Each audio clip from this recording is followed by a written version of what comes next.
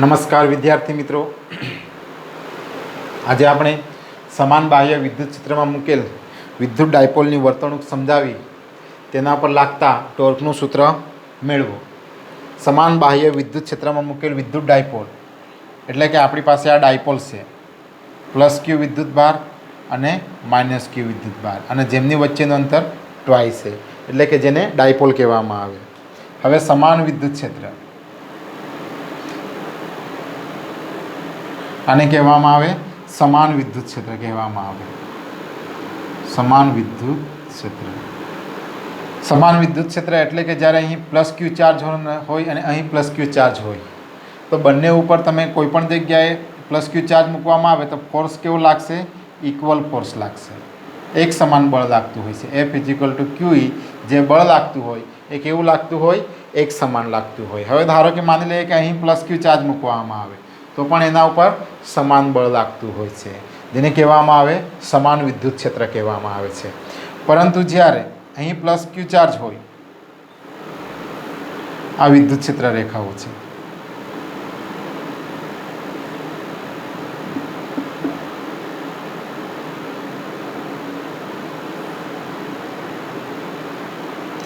આ વિદ્યુત ક્ષેત્ર રેખાઓ, અહીં પ્લસ ક્યુ ચાર્જ હોય અને અહીં પ્લસ ક્યુ ચાર્જ હોય, બરાબર? તો અહીં વિદ્યુત ક્ષેત્ર રેખાઓની સંખ્યા વધારે છે, જ્યારે અહીંયા વિદ્યુત ક્ષેત્ર રેખાઓની સંખ્યા ઓછી છે. મતલબ કે અહીં જે બળનું જે મૂલ્ય હશે, અહીંયા બળનું મૂલ્ય ઓછું હશે, જ્યારે અહીંયા બળનું મૂલ્ય વધારે હશે, એટલે કે અસમાન વિદ્યુત ક્ષેત્ર છે એમ આપણે કહી શકીએ. મતલબ કે અહીંયા બળનું મૂલ્ય બંને જગ્યાએ બદલાઈ જશે, બરાબર? આ થઈ વાત સમાન વિદ્યુત ક્ષેત્ર અને ડાયપોલની. ત્યારબાદ આપણે ટોર્કની ચર્ચા કરીશું કે ટોર્ક કોને કહેવામાં આવે. પ્રથમ તો એ આપણે સમજી લઈશું કે ટોર્ક કોને કહેવામાં આવે. તો વિદ્યાર્થી મિત્રો, આપણને ખ્યાલ છે કે જ્યારે કોઈ એક પદાર્થ ઉપર બળ લગાવવામાં આવે, બરાબર? હવે જ્યારે પદાર્થ ઉપર બળ લગાવવામાં આવે તો ધારો કે જ્યારે પદાર્થ સ્થિર હોય તો એ ગતિમાં આવશે, અને જે પદાર્થ ગતિમાં હશે એ પદાર્થ સ્થિર થઈ જશે, જેને કહેવામાં આવે બળ કહેવામાં આવે છે. પરંતુ ધારો કે માની લઈએ કે આ પદાર્થ ઉપર કોઈ એક બાજુથી આપણે બળ લગાવીએ અને આપણે ઘર્ષણને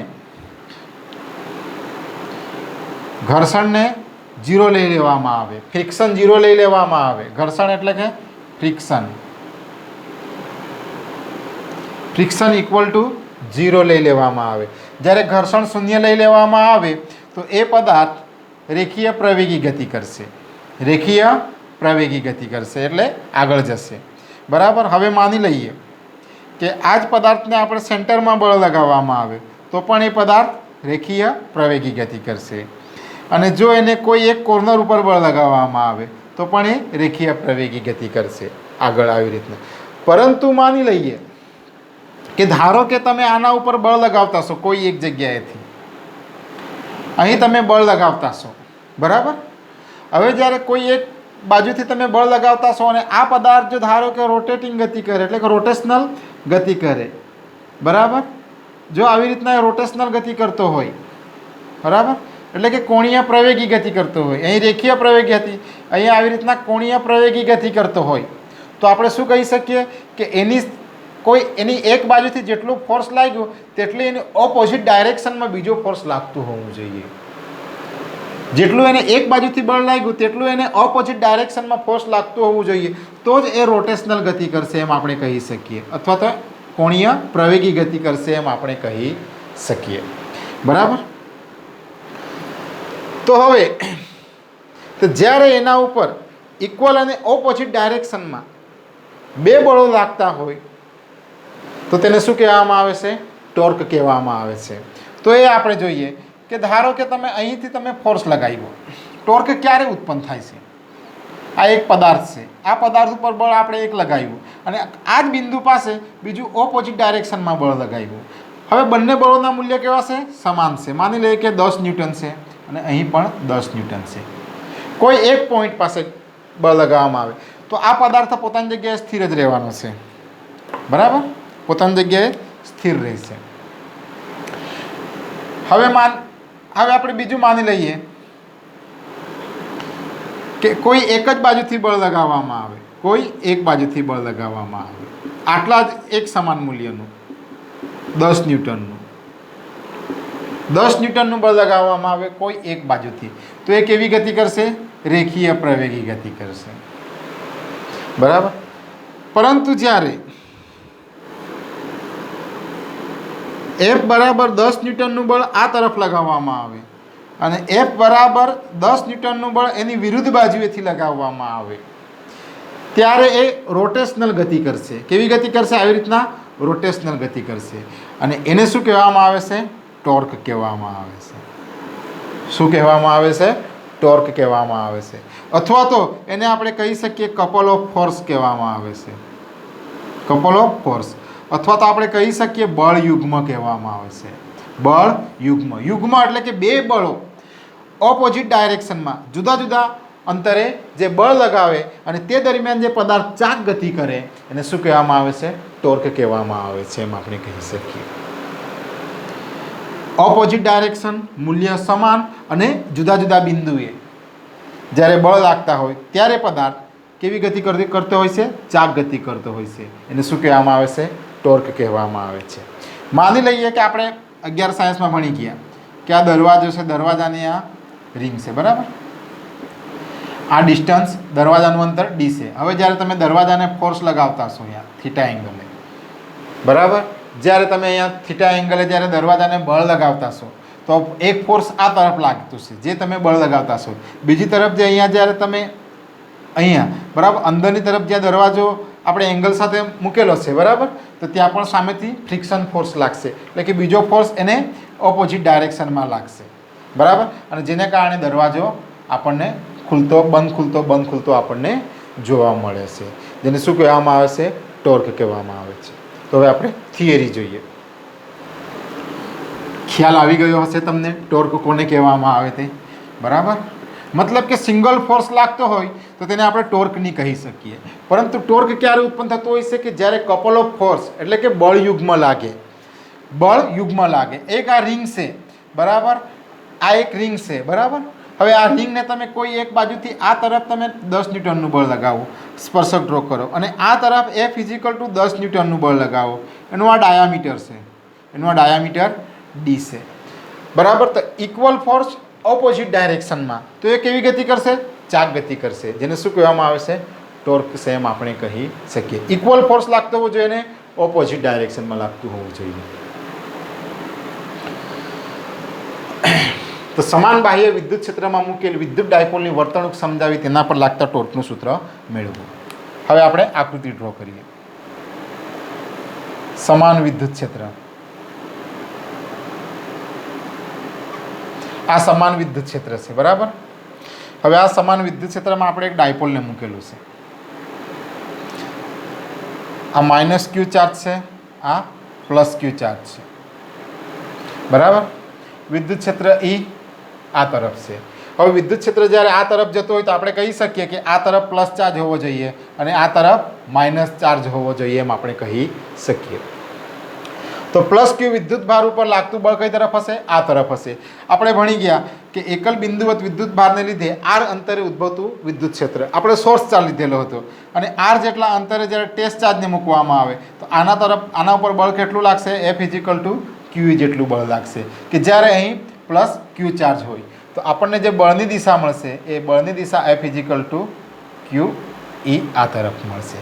જ્યારે આ સોર્સ ચાર્જ હોય અને આ r અંતર હોય અને અહીંયા -q ચાર્જ મૂકવામાં આવે તો બળની ડાયરેક્શન કેવી હશે? બળની ડાયરેક્શન આપણને ઓપોઝિટ ડાયરેક્શન જોવા મળશે, આ તરફ જોવા મળશે. એટલે કે સોર્સ ચાર્જ તરફ -q વિદ્યુત ભાર ઉપર બળ લાગશે, એમ આપણે કહી શકીએ. એટલે અહીં જ આવશે આ તરફ સોર્સ ચાર્જ છે આ બાજુ, બરાબર. F = -q જેટલું બળ આ તરફ લાગે છે, એમ આપણે કહી શકીએ.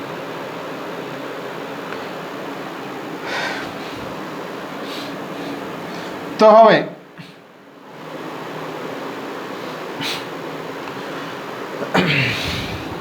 સમાન વિદ્યુત ક્ષેત્રમાં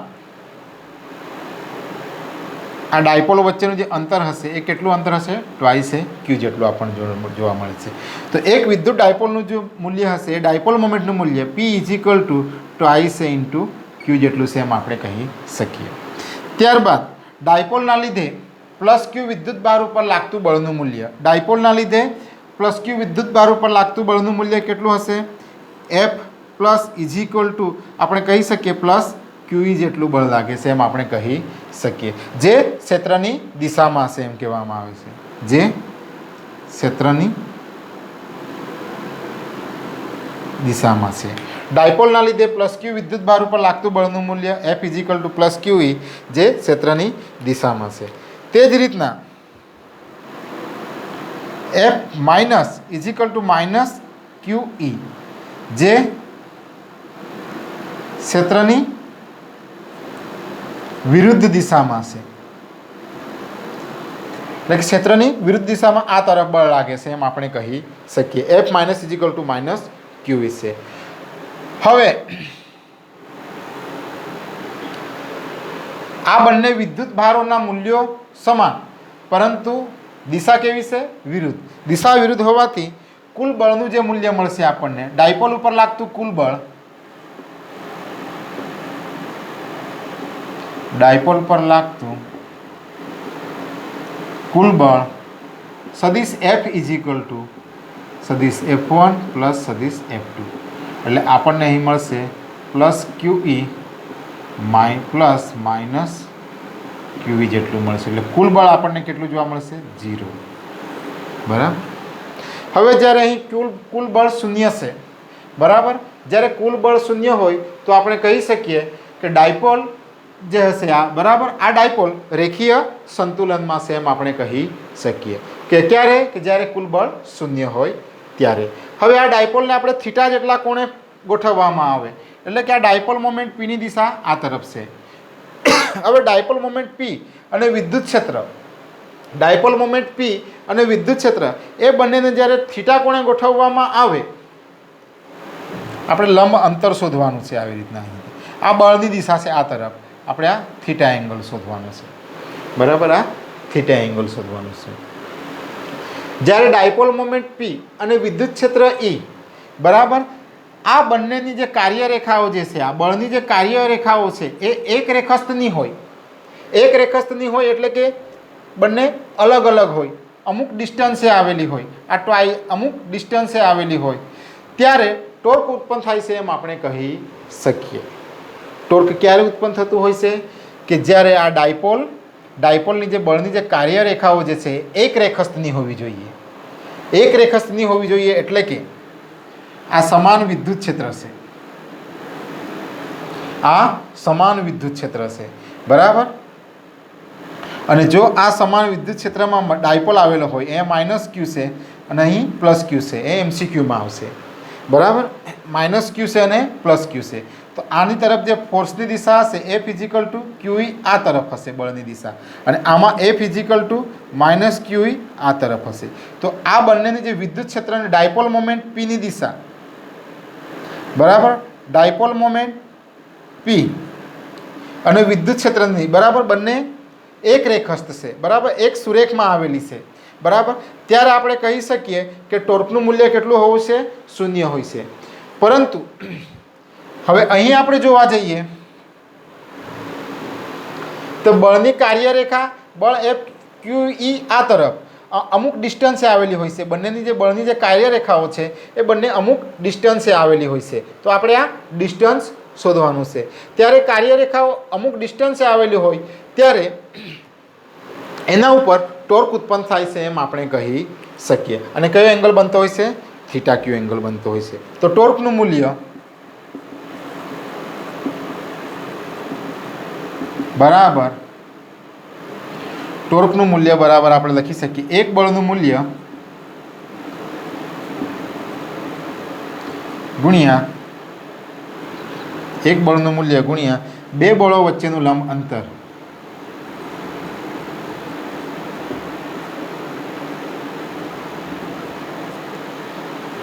એક બળનું મૂલ્ય બરાબર બે બળો વચ્ચેનું લંબ અંતર. એક બળનું મૂલ્ય એટલે F. અહીં આપણે નામ આપવાના રહી ગયા છે, એ નામ આપી દઈએ, અહીં નામ B આપી દઈએ, અહીં C નામ આપી દઈએ. એક બળનું મૂલ્ય F ગુણ્યા આપણે આ બે બળો વચ્ચેનું અંતર શોધવાનું છે. કારણ કે બંને કેવા છે? એક રેખસ્થ નથી, અને બંનેની બળની કાર્યરેખાઓ એક રેખસ્થ ન હોવાથી ટોર્ક ઉત્પન્ન થાય છે એમ આપણે કહી શકીએ. એટલે બે બળો વચ્ચેનું લંબ અંતર કેટલું છે? એસી. વિદ્યાર્થી મિત્રો, આ લંબ અંતર કહેવામાં આવે છે, પરંતુ આપણે પાયથાગોરસના નિયમ ઉપરથી આપણે ડાયરેક્ટ એને શોધી શકીએ, એસી. તો આ થીટા ખૂણો શોધવાનો છે. હવે આ થીટા ખૂણો શોધવાનો હોવાથી આપણને એંગલ કયો મળશે? સાઈન. એટલે સાઈન થીટા બરાબર આપણે કહી શકીએ એસી અપોન કયો આવશે? સોરી, હા, એસી અપોન કયો આવશે? એબી આવશે. એસી બરાબર સાઈન થીટા અને એબીનું અંતર કેટલું છે? ટ્વાઇસ છે. એટલે AC equal to therefore sine theta equal twice a sine theta equal to આપણને મળશે એસી. એટલે અહીંયા એફ બરાબર આપણે લખી શકીએ, એફ બરાબર ટ્વાઇસ એ સાઈન થીટા આપણને મળે છે. બરાબર, એફ ગુણ્યા ટ્વાઇસ એ સાઈન થીટા મળે છે. અને ટ્વાઇસ એ સાઈન થીટાને શું કહેવામાં આવે છે તે જોઈએ. એફ ગુણ્યા એસી થશે.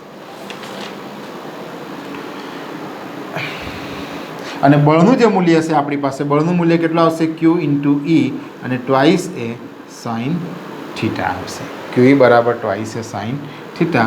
અને જો આપણે એને લખવાનું હોય તો આવી રીતના લખી શકીએ, ટ્વાઇસ એ ક્યુ ઈ સાઈન થીટા અને ટ્વાઇસ એ ક્યુ બરાબર આવશે પી ઈ સાઈન થીટા આવશે. અને પી ઈને જો સાઈન થીટા કાઢવાનું હોય તો પી ક્રોસ સદીશ એ આપણે લખી શકીએ, જે ટોર્કનું મૂલ્ય કહેવામાં આવે છે. અને ટોર્ક વિદ્યાર્થી મિત્રો સદિશ રાશિ છે. ટોર્ક જે છે એ કેવી રાશિ છે? સદિશ રાશિ છે. ટોર્ક સદિશ રાશિ છે. અને તેનો એકમ જો આપણે લખવો હોય તો ટોર્કનો એકમ મેળવવો હોય તો પી ઇન્ટુ ઈ આવશે, પી ક્રોસ ઈ બરાબર. તો એના ઉપરથી ડાયપોલ મોમેન્ટનો એકમ કયો આવશે? Coulomb into metre. વિદ્યુત ક્ષેત્રનો એકમ ન્યૂટન પર કુલમ આવશે. કુલમ કુલમ કેન્સલ, એટલે ટોર્કનો એકમ આવશે ન્યૂટન ઇન્ટુ મીટર આવશે. અને એના ઉપરથી આપણે પારિમાણિક સૂત્ર મેળવી શકીએ. એટલે ટોર્કનો એકમ કયો આવશે? ન્યૂટન ઇન્ટુ મીટર આવશે. હવે વિદ્યાર્થી મિત્રો, આ તો આપણે જોઈ લીધું. હવે આપણે ટોર્કની દિશા આપણે કેવી રીતના નક્કી કરી શકીએ? એમસીક્યુ માટે પણ ખૂબ જ ઇમ્પોર્ટન્ટ છે. ટોર્કની દિશા કેવી રીતના નક્કી કરીએ? તો ધારો કે જ્યારે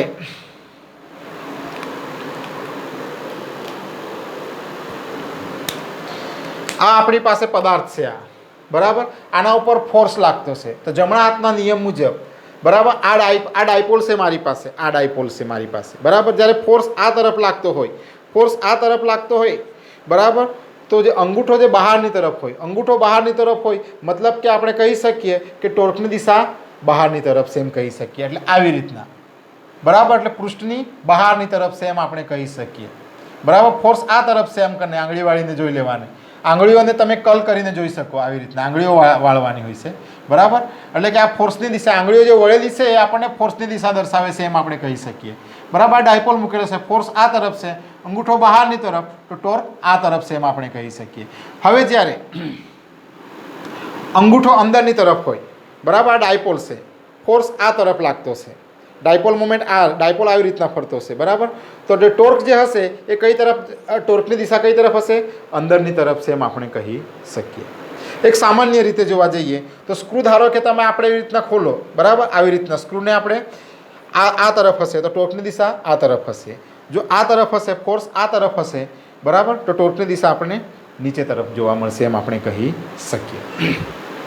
હવે વિદ્યાર્થી મિત્રો, અહીંથી આપણને એમસીક્યુમાં પૂછી શકાય તે આપણે બે એમસીક્યુ જોઈ લઈએ.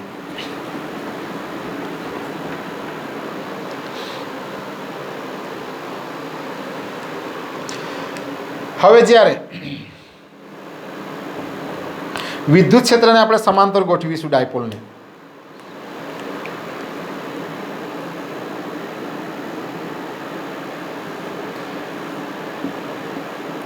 જ્યારે ડાયપોલને આપણે વિદ્યુત ક્ષેત્રને સમાંતર ગોઠવીશું, જ્યારે ડાયપોલને વિદ્યુત ક્ષેત્રને સમાંતર ગોઠવવામાં આવે ત્યારે થીટા ખૂણામાં આપણને શું જોવા મળે છે? ઘટાડો જોવા મળે છે. થીટા ખૂણામાં ઘટાડો જોવા મળશે. એટલે કે થીટા ધીમે ધીમે, આ ડાયપોલ છે, થીટા ખૂણો ધીમે ધીમે ઘટતો જશે. અહીં જુઓ, થીટા ખૂણો શું થશે? ધીમે ધીમે ઘટતો જશે. અને ડાયપોલ વિદ્યુત ક્ષેત્રને આવી રીતના સમાંતર ગોઠવાશે, પ્લસ ક્યુ અને માઇનસ ક્યુ. આ ડાયપોલ આવી ગયો. આ ડાયપોલ વિદ્યુત ક્ષેત્રને સમાંતર ગોઠવાઈ ગયો. હવે જ્યારે ડાયપોલ વિદ્યુત ક્ષેત્રને સમાંતર ગોઠવાઈ ગયો તો અહીં જુઓ વિદ્યુત ક્ષેત્રની દિશા અને ડાયપોલ મોમેન્ટની દિશા બંને કેવી છે? એક જ દિશામાં છે. તો બંને વચ્ચેનો એંગલ કેટલા અંશનો બન્યો? થીટા બરાબર 0 ડિગ્રી.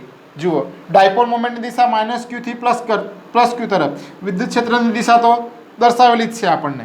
તો વિદ્યુત ક્ષેત્રની દિશા આ હશે બરાબર. ડાયપોલ મોમેન્ટની દિશા અને વિદ્યુત ક્ષેત્રની દિશા બંને સમાંતર છે. તો થીટા બરાબર કેટલા અંશનો ખૂણો જોવા મળશે? 0. હવે થીટા બરાબર જે 0 હોય તો ટાઉ બરાબર PE sin થીટામાં આપણે શૂન્ય કિંમત મૂકી દઈએ. Tau PE sin 0. તો ટોર્કનું મૂલ્ય કેટલું જોવા મળશે આપણને? 0 મળશે. ટોર્ક કેટલું જોવા મળે છે? 0. તે જ રીતના ધારો કે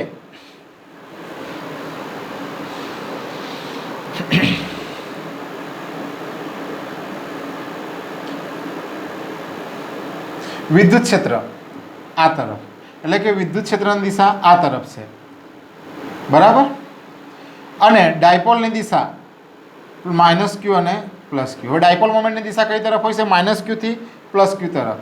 આ ડાયપોલ મોમેન્ટ છે. એની દિશા કઈ તરફ હશે? એની વિરુદ્ધ બાજુ હશે. જુઓ આ ડાયપોલ મોમેન્ટની દિશા. આ ડાયપોલ મોમેન્ટની દિશા વિદ્યુત ક્ષેત્રની દિશા, કારણ કે આ તરફ છે એટલે બંને વિરુદ્ધ દિશામાં. મતલબ કે બંને વચ્ચે થીટા બરાબર કેટલા અંશનો ખૂણો બન્યો? 180 અંશનો ખૂણો બન્યો. હવે જ્યારે બંને વચ્ચે થીટા બરાબર 180 અંશનો ખૂણો બનતો હોય tau PE sin of 180 degree અને tau sin of PE 180 degree. તો આપણને ટોર્કનું મૂલ્ય કેટલું જોવા મળશે? ટોર્ક તો અહીં આપણને કેટલું જોવા મળશે? 0 જ જોવા મળશે. પરંતુ ડાયપોલની કેવી સ્થિતિ કહેવાશે? અસ્થાયી સ્થિતિ કહેવાશે. કઈ સ્થિતિ કહેવામાં આવે છે? અસ્થાયી સ્થિતિ છે એમ આપણે કહી શકીએ બરાબર. હવે વિદ્યાર્થી મિત્રો, જ્યારે ડાયપોલની આપણે સ્થિતિ ઉર્જામાં વધારો કરવો હોય, જ્યારે ડાયપોલની સ્થિતિ ઉર્જામાં વધારો કરવો હોય તો ટોર્કની આપણે વિરુદ્ધ દિશામાં કાર્ય કરવું પડે. હવે ટોર્કની વિરુદ્ધ દિશામાં કાર્ય એટલે કે ફોર્સ આ તરફ લાગતું છે બરાબર. ફોર્સ આ તરફ લાગતું હોય, ટોર્કની દિશા આ તરફ છે, ફોર્સ આ તરફ લાગતું હોય તો ડાયપોલને આપણે આ તરફ ફોર્સ લગાવવા પડે અને આની વિરુદ્ધમાં કાર્ય કરવા પડે. જ્યારે એની વિરુદ્ધમાં આપણે કાર્ય કરીશું, આ તરફ લાવીશું, થીટા જેટલા એંગલે લાવવામાં આવશે, થીટા જેટલા એની વિરુદ્ધ બાજુથી જ્યારે કાર્ય કરવામાં આવશે ત્યારે એની સ્થિતિ ઉર્જામાં આપણને શું જોવા મળશે?